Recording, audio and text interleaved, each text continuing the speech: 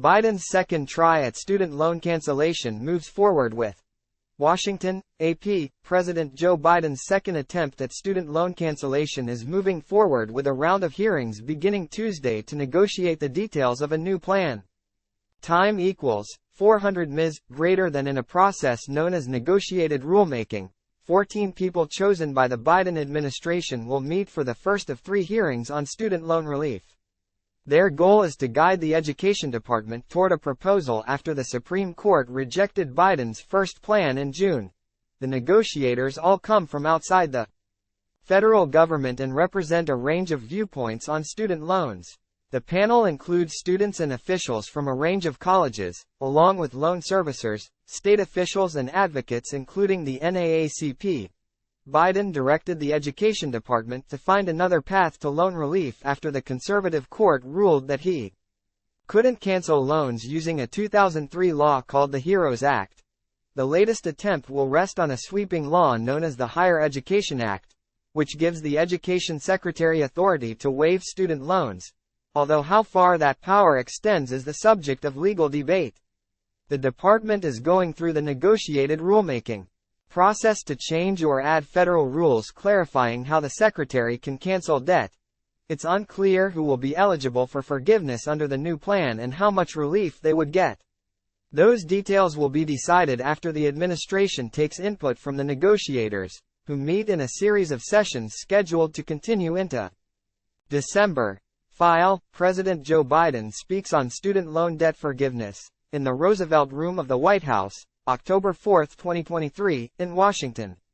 Biden's second attempt at student loan cancellation is moving forward as a group of negotiators meets October 10 to debate what a new proposal might look like. AP photo, Evan Vucci.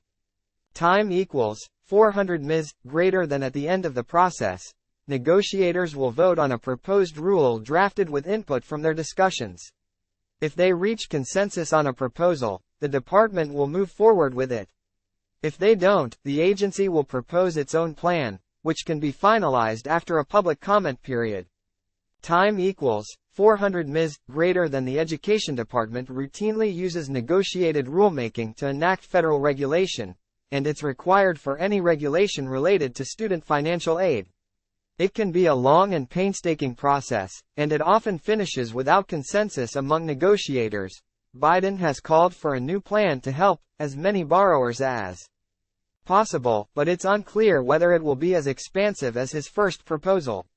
That plan would have canceled up to $20,000 in federal student loans for borrowers with incomes below $125,000 or couples below $250,000.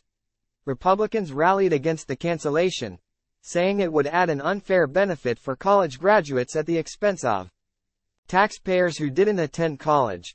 The administration plans to finalize the new rule sometime next year, but Education Secretary Miguel Cardona has declined to say if it will be in place before next fall's presidential election. In a recent interview with the Associated Press, he said he's working as quickly as possible. Time equals 400 ms. greater than. He also noted that the court's ruling will have to factor into the steps we take moving forward. Some legal analysts see the court's decision as a rejection of any mass cancellation without action from Congress. The court concluded that the Education Secretary has power to make modest adjustments and additions to existing provisions, not transform them. As a starting point for negotiators, the Education Department published an issue paper outlining some of the primary questions that will be up for debate. It offers few clues on the department's vision for loan cancellation, but it identifies 5 groups of borrowers who may be in need of relief.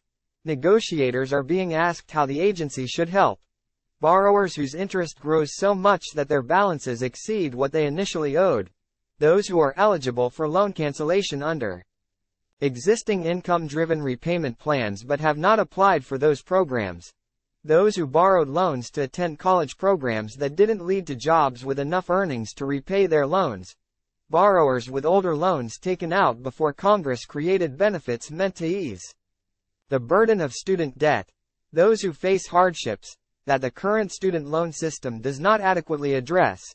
It also asks negotiators to discuss the types of factors that would merit loan cancellation. The paper notes that, when deciding whether to collect on debt, some other federal agencies consider whether it would be against equity and good conscience, or if it would impose financial hardship. At a White House briefing last week, Biden drew attention to the problem of ballooning interest. Many college graduates have been making payments for years, he said, but because of interest, they still owe more than they originally borrowed. My administration is doing everything it can to deliver student debt relief to as many as we can, as fast as we can, Biden said. The negotiators meet virtually for two-day sessions starting October 10, November 6, and December 11. Time equals 400 Ms. greater than the Associated Press education team receives support from the Carnegie Corporation of New York. The AP is solely responsible for all content,